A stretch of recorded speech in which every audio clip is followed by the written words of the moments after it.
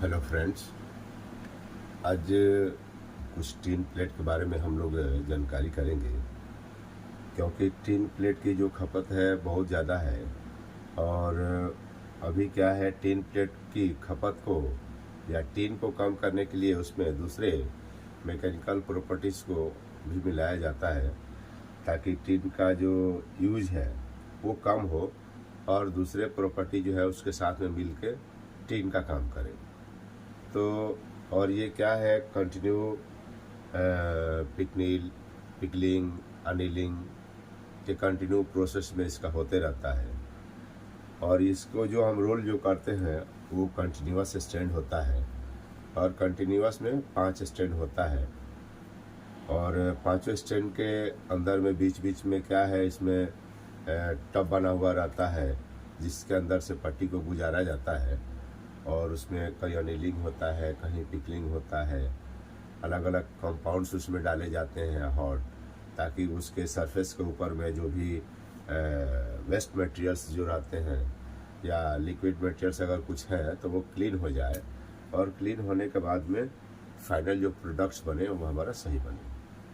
तो उसमें जो टीन प्लेट में मुख्यतः 5 स्टैंड से ही उसको गुजारा जाता है। और उसमें जो कंपोजिशन जो मिलाया जाता है उसके बारे में मैं आपको थोड़ी सी एक जानकारी दे रहा हूँ। और उसमें क्या क्या कंपोजिशन, क्या क्या परसेंटेज रहता है दोस्तों।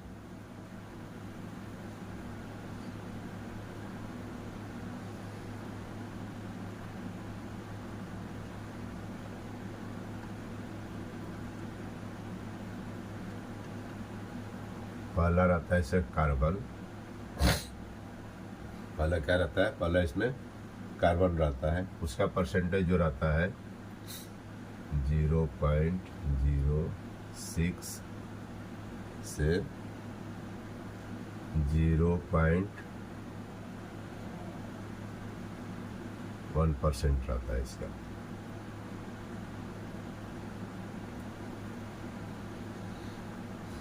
जीरो 0.6 से 0.1 तक उसका कार्बन का परसेंटेज रहता है। ऐसे ही मैग्नीज का है।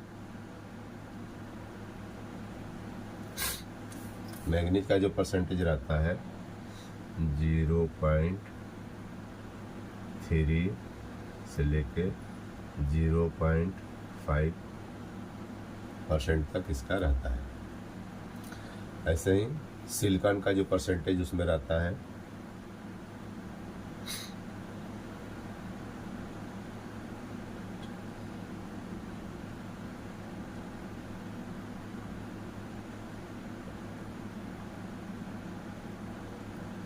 सिलिकॉन का जो परसेंटेज उसमें रहता है 0.01 मैक्स रहता है।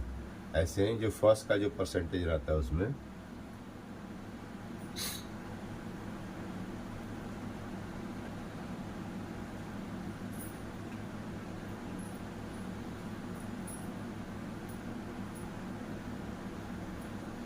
फर्स्ट का जो परसेंटेज रहता है उसमें 0.05 मैक्स रहता है। ऐसे ही सल्फर का जो परसेंटेज रहता है वो भी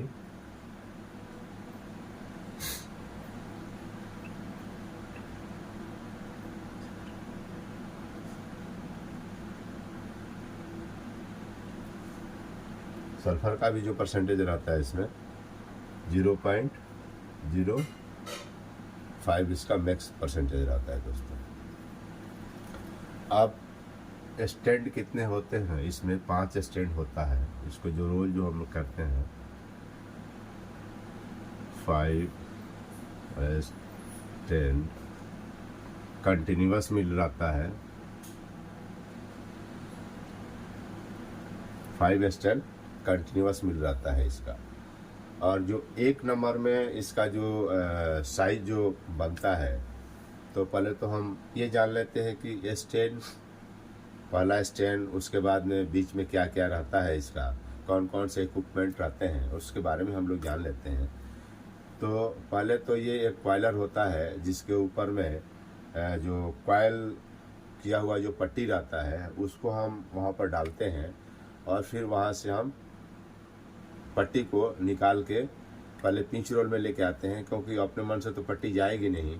तो पट्टी को पहले पिंच रोल में हम डालते हैं, पिंच रोल के बाद में फिर आगे में स्टैंड पर आता है, स्टैंड में फिर हम उसको मटेरियल को फ्लो करते हैं स्टैंड के द्वारा, और फिर उसके आगे में शेयर आता है।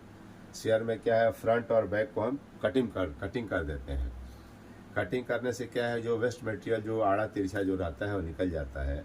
उसके बाद वो दूसरे स्टैंड में जाता है।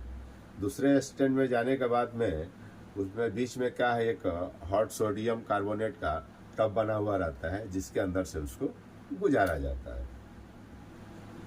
उसके आगे में वेल्डिंग दिया हुआ रहता है, शेयर के आगे में वेल्डिंग दिया हुआ रहता है, ताकि एक प्लेट जिसे निकल रहा है और दूसरी प्लेट जब आके एंट्री कर रही है तो उसको बीच में ज्वाइंट करने के लिए बीच में एक वेल्डिंग मशीन दिया हुआ रहता है, ताकि वहाँ पर उसको जोड़ के कॉयल को कंटिन्यू लंबा किया जा सके।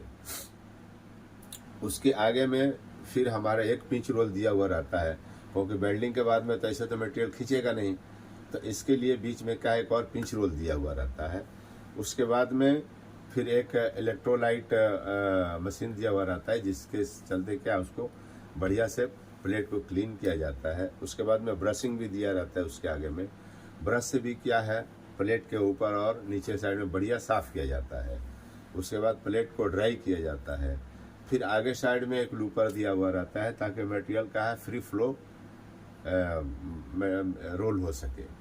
और लूपर नहीं अगर रहने से क्या है, मटेरियल टेंशन में रहेगा, कभी ढीला होगा तो जो साइज जो एक्चुअल जो साइज यहाँ से वहाँ तक जो बनना चाहिए वो साइज उसमें बन नहीं पाता है। तो इसीलिए किसी भी मिल में इस तरीके का जो रहता है तो वहाँ पर एक लूपर दिया हुआ रहता है, ताकि मटेरियल को फ्री कर दे और उसके बाद में रोलिंग हो तो यहाँ से वहाँ तक का जो उसका थिकनेस का जो साइज रहता है वो बराबर रहे। और बीच में क्या है, एक मशीन दिया हुआ रहता है जो थिकनेस को बराबर चेक करती है। वो अपना लेजर थिकनेस मशीन एक लगी रहती है, ताकि क्या करती है वो मटेरियल्स का जो थिकनेस है उसको बराबर कंटिन्यू चेक करते रहती है। कहीं भी अगर उसमें वेरिएशन आता है तो मशीन उसको डिटेक्ट करती है।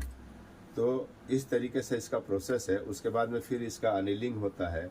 अनिलिंग के बाद में फिर एक और लूपर दिया रहता है, फिर अनिलिंग होता है।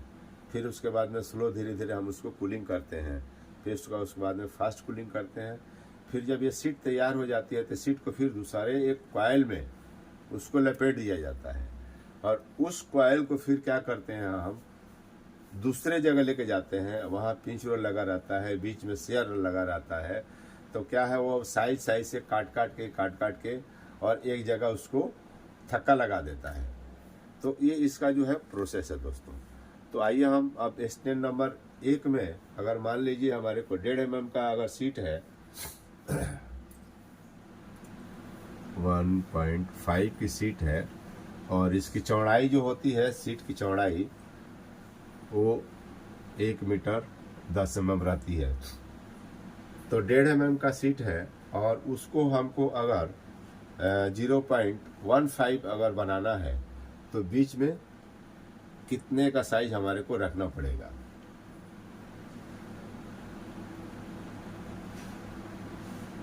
ये स्टैंड हो गया 1 number, 2 number, 3 number, 4 number, 5 number. तो 1.5 mm की सीट को जब हम एंट्री करेंगे तो 1 नंबर स्टैंड से जो मटेरियल्स हमारा निकलेगा वो 1 mm का निकलेगा, 1 mm का निकलेगा। ऐसे ही 2 नंबर, जब 1 mm को हम 2 नंबर में एंट्री करेंगे तो 2 नंबर से जो डिलीवरी जो मटेरियल्स होगा वो होगा हमारा 0.55 mm।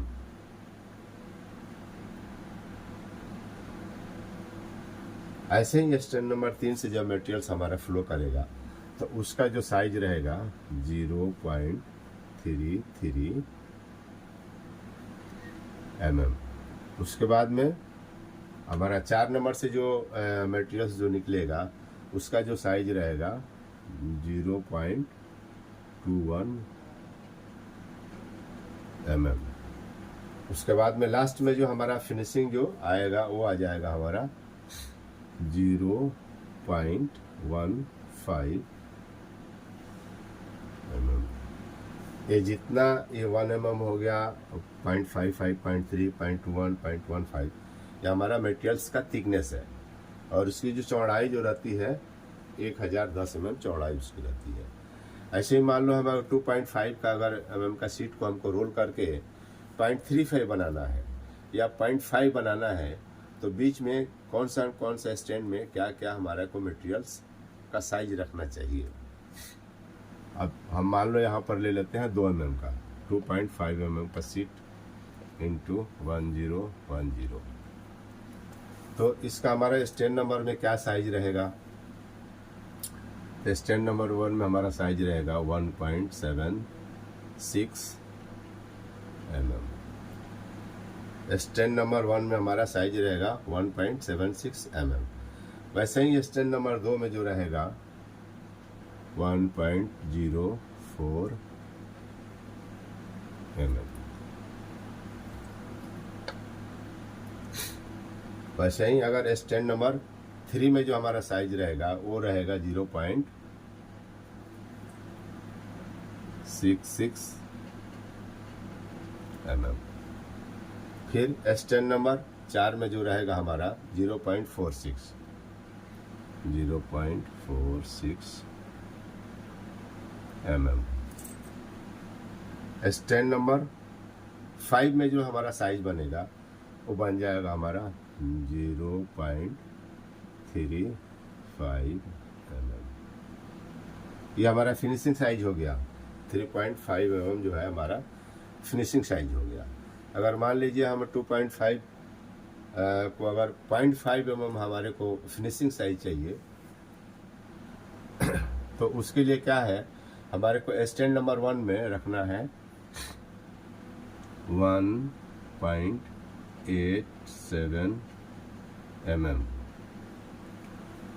2.5 के शीट को अगर हमारे को 0.5 का अगर थिकनेस का अगर बनाना है तो बीच के 5 स्टैंड में जो रिडक्शन होगा और जो साइज होगा वो होगा, पहला स्टैंड में हमारा 1.87 mm, 2 नंबर में होगा 1.24 mm। फिर 3 नंबर में जो हमारा उसका साइज जो बनेगा वो बनेगा आपको 0.84 mm। फिर स्टैंड नंबर 4 में जो उसका साइज बनेगा वो बनेगा आपको 0.63 mm। स्टैंड नंबर 5 में जो उसका साइज फिनिशिंग साइज जो बनेगा वो बन जाएगा हमारा 0.5 mm। तो ये 5 स्टैंड में जो उसका रिडक्शन जो होता है और जो मटेरियल्स एंट्री करते हैं और जो डिलीवरी जो मटेरियल्स होता है, तो डिलीवरी मटेरियल्स का फिनिशिंग साइज हमारा होता है। और इसका क्या है, इस तरह के जो मिलों का जो स्पीड जो रहता है वो 25 मीटर के ऊपर ही रहता है, क्योंकि अगर ये स्लो अगर हम रखेंगे तो उसमें प्रोडक्शन नहीं आता है। और इसके जो रोल्स जो बनते हैं वो पूरे पॉलिश रोल बनाए जाते हैं। फिनिशिंग जो रहता है एकदम पॉलिशिंग रहता है, ताकि इसके सरफेस के ऊपर में किसी तरह का टूल का दाग नहीं आए या पिट मार्क नहीं आए। तो उसके लिए क्या है, इसको पॉलिश किया जाता है, इस तरह के रोल को पॉलिश किया जाता है। और इसका जो रिडक्शन जो होता है, रिडक्शन ज़्यादा हाई रहता है। इसका रिडक्शन आपको 25 के ऊपर रहता है। 25% से 28% से इसका रिडक्शन जो है ऊपर हमेशा रहता है, क्योंकि ये एक लंबा सीट की इसकी चौड़ाई जो है 1 मीटर रहती है, किसी की 1.5 मीटर रहती है। तो जितनी सीट की चौड़ाई ज़्यादा होगी उसका क्या है, रोल का एरिया ज़्यादा कवर करेगा और उसके ऊपर में लोड ज़्यादा आएगा। तो इसमें क्या है, रिडक्शन जो हाई रिडक्शन रहता है और सीट की चौड़ाई इसकी ज़्यादा रहती है। तो और इस तरह का जो प्रोडक्ट्स जो है वो ज़्यादा अपना डब्बा बनाने का या आपको पैनल्स बनाने का या और भी कहीं दूसरे जगह बहुत सारी जगह यूज होता है टीन का, क्योंकि टीन जो है एक कम मेल्टिंग पॉइंट वाला धातु है। इसमें कम गर्मी देने से ही क्या है, जल्दी मेल्ट हो जाता है दोस्तों। तो कुछ ये जानकारी रही आज टीन प्लेट के बारे में कि टीन प्लेट में क्या क्या कंपोजिशन हम टीन जो यूज कर रहे हैं, साथ में और कुछ कंपोजिशन यूज करके टीन की मात्रा को कम कर दें, दूसरे प्रोडक्ट्स, दूसरे मैकेनिकल प्रॉपर्टी को उसमें और डालें ताकि टीन की खपत कम हो दोस्तों। तो ये छोटी सी जानकारी रही आप लोगों के लिए, और मैं मिलता हूँ फिर अपने दूसरे वीडियो में। तो आप लोग आते रहिए और मेरे चैनल को सब्सक्राइब कीजिए, लाइक कीजिए। नमस्कार।